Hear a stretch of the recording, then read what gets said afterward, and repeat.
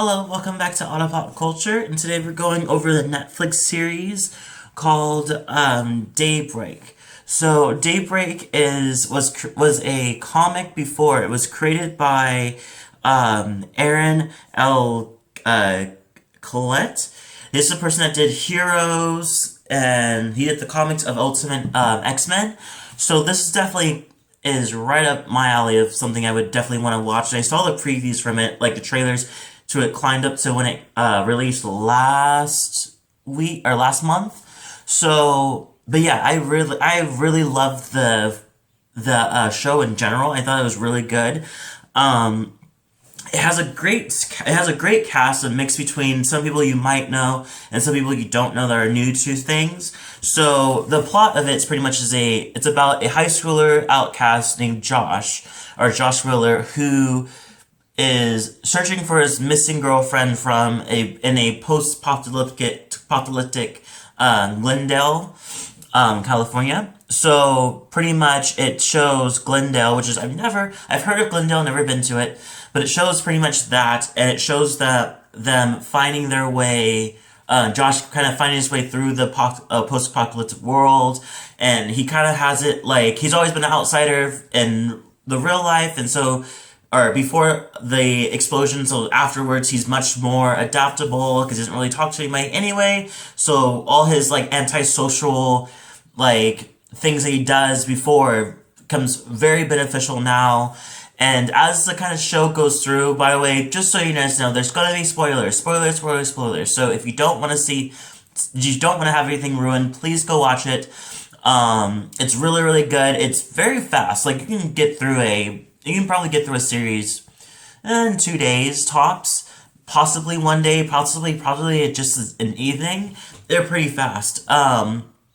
So yeah, so it has his antisocial stuff goes in very handy, and you get a lot of different characters from different spots. But the first person you start off is Josh Wheeler, who's played by Colin Ford, who's been in We Bought the Zoo, Under the Dome, and Supernatural. Which hold on, Supernatural thought, because there's a big little like Easter egg that has to do with that.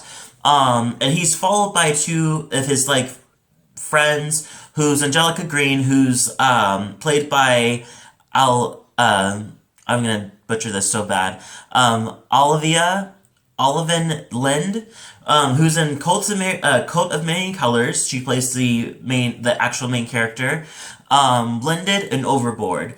Two of those things I have not seen, but I've heard of Coat of Many Colors. And their other friend, which is Wesley Fists, who's played by Austin Krutz, who's in Booksmart and Atlanta.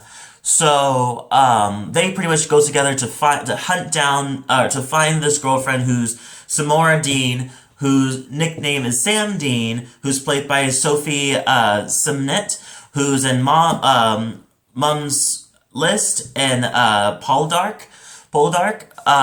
So she pretty much is a love interest, and just so and he's looking for her and everything. Now, the Easter egg I was talking about, which is hence why Sam Dean, if you are a Supernatural fan, pretty much Sam and Dean are the two main characters of Supernatural. And on top of that, the person that's playing Colin Ford is the same person that also played Supernatural. He played Sam Winchester's but a young Sam Winchester. Young Sam Winchester. So yeah, so it's a little like Easter egg in there. They definitely kind of lean into it with the whole Sam Dean as the love interest. So pretty much they're looking for her, and there's a lot of like, as much as this is the world has technically ended, everything kind of is pretty much the same high school type of world. So you have for example, you have the jocks that all gang together after the explosion to have their own little group, and they pretty much own everything. In this city, they're pretty much the runners of everything, the main everything. So you have them, and you have the like Amazon like cheerleaders who own their own little section of the city, and then you have the nerds who own one section of the city, like not much, but they kind of are being like chased around. They have their own little separate places, but it's kind of cool because they kind of do the whole state of California in some way, because you have some of this Silicon Valley people that come down to visit to Glendale to like praise the jocks that live there, which is kind of interesting, which they don't really completely explain, but you're kind of assuming that that everybody else part of it kind of just lost it, and everybody in the people that run the post-apocalyptic world is pretty much the kids, like just the high school kids, like everybody apparently the explosion caused a lot of the adults to pretty much just go like mindless zombies who like to eat eat kids, and they're pretty much zombies, but it's more of those kind of like they're zombies of whatever they were interested in before, kind of like goes on, that same personality goes on to them as they go on like looking for food, like things to eat. And pretty much it's just like, for example, there's like a yoga person that's into yoga, and she's just repeating this one sentence of yoga over and over and over and over again as she's looking for food and kids to eat, and they're walking super slow like zombies, but repeating like words and everything that they literally have thought about before the explosion happened. So it's kind of funny, and one thing I love about the TV show is pretty much the whole fact that the whole premise of it kind of leans into the whole why can't I think of the name? Bueller, kind of the whole Bueller's Day Off kind of lean into. So, for example, like they start off, the very first thing is pretty much like the teacher, who's Mrs. Crumble, who's played by Christina Rodriguez, who's in Trials and Error, Smash, inside Amy Schumer. So pretty much she's like in the beginning, in the front of the class, she's like Josh Wheeler, Josh Wheeler, Josh Wheeler, Wheeler, kind of thing, like over and over again. I mean, he's not in school, of course, and it's a whole little thing, but it kind of leads into that. But on top of that, leaning into it, further lean in is actually they have the principal who is his name is Michael Burr, who's played by Matthew Broderick, who everybody knows who Matthew Broderick is. If you don't, and War Games, the producers, Ferris Bueller, that's what his name, Ferris Bueller's Day Off, he plays Ferris. So it's just like, it's kind of funny, he's now the principal that's obsessed with the kids and looking for, and he wanted to like kind of control everything and stuff like that, and thinks he's like the top of principals, and changes things by the means of what he could do, so he takes his job very seriously.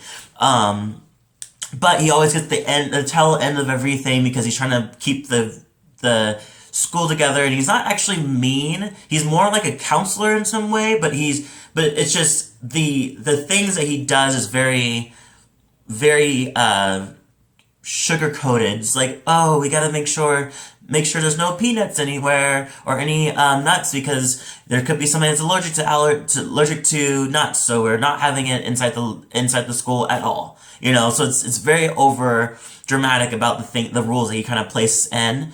But so we go all the way through, like Josh, Angelica, and Wesley kind of finding different groups and everything, and they come across the jocks who's run by Turbo Bro Jock, which is his name, which is ridiculous, who's played by Cody Crossley,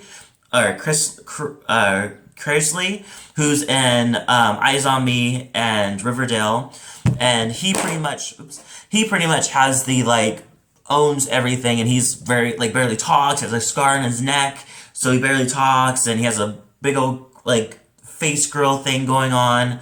And it's pretty interesting, so he's intimidating, but you kind of find out later on that he had a thing for Wesley Fisk, who's like the samurai who turns, after the explosion, turns to this samurai person who used to be a jock, who used to bully a lot of people, but kind of changed his ways and became started to follow the life of a samurai, so he doesn't do a lot of harm unless he has to. But apparently they were a thing, like on a down low couple. And so, but after everything came out and he was gay and everything, like it wasn't a big deal. But a lot of people didn't know that they were actual, like still a thing, you know? And then they come across another guy who's my favorite guy is Eli Kardashian. He pretty much, he's not part of the Kardashian group, because there's another group that also owns a part of the city who's like the Kardashians or something like that. They're supposed to be like very pretty and all that stuff like that, but they also own a lot of like the like tools and all that like fancy stuff. And so Eli himself, who's played by Gregory Kashian, who's played in Hawaii Five-O and Badsville, he actually like hid inside this mall, the mall, and so he barricades all the doors and everything, but he can get in and out. There's still electricity inside there. It's nice and cool, and there's a shit ton of food because it's a mall, so every place has something like that. So he's pretty much well taken care of until Josh, Angelica, and Wesley come through and kind of make their way in after being attacked by the zombies. And they kind of come together as another, he's also additional person who kind of like helps out like the outsiders, the geeks, the freaks and all that stuff like that to take over the jock group. So all of that happens. They go to try to find Sam Dean, and kind of things start happening because Josh Wheeler becomes just some type of like, my issue with him is that he's very single-minded, you know. There's nothing really like he's looking for Sam, and that's all he's doing. He's all he wants to do. He makes his friends on the side, and Angelica's like this like a little bit psychotic younger like preteen, but she's very very very smart, and so like she kind of convinced him like she finds a friend in him and Wesley, so but she also knows that Josh is not going to go anywhere or do anything to help out the majority of things until he finds Sam. So of course she kind of fakes Sam's death by saying like, oh, she got murdered by one of the zombies, blah blah blah, and like fakes the body, and so he now wants revenge on Bro Jock, and the jocks, but not knowing that she actually is still alive and being captive by the Bro Jocks. So technically it's still a good way to go towards the Bro Jocks, but it's just like the way that he does stuff is he pushes a lot of people away because his own issues that he doesn't want to talk about, and then he talks about like, and then he has like other things that he has going on that's kind of weird. But anyway, like the more he go on with the story, the less likable he becomes. But you understand that he needs to be some type of hero. I don't know, like, but the whole ending is what really gets me, what really pulls me together. So we come to find out that the principal, played by Matthew Broderick, he's pretty much has been alive and he can function very well. Like, he's not a zombie, and he pretty much tries to like capture everybody. He ends up capturing everybody, like all the kids, into this one little warehouse, and is getting ready to shoot out like this missile that pretty much like explodes reenacts the bomb that happened before, and so where he can start off the world anew under his own vision. And so of course he doesn't make it, and they defeat him, but in the end, and we find Samora. Sam is saved, but with all that said, and so his Brojock also goes down. So, but he's not dead. He kind of has this change of heart and kind of falls deeper in love with Wesley and decides to do more good and helps them defeat the Principal Burr.